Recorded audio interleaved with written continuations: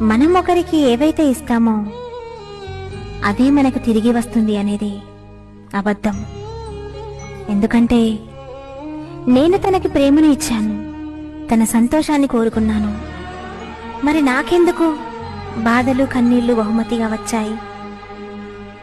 నాకు ప్రేమలో ఉన్నప్పుడు ఎక్కడో ఒక చిన్న భయం ఉండేది.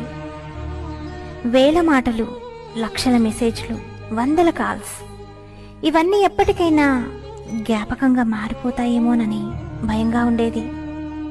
కానీ ఆ భయం ఇంత త్వరగా నిజమవుతుంది అని అనుకోలేదు. ఈరోజు నేను దూరమైపోయాను, కోరుకున్న వ్యక్తికి దూరమైపోయాను, పెంచుకున్న ప్రేమకి దూరమైపోయాను, కలలు కన్న జీవితానికి దూరమైపోయాను, ఒంటరినైపోయాను, తన జ్ఞాపకాలకు బానిసగా మిగిలిపోయాను.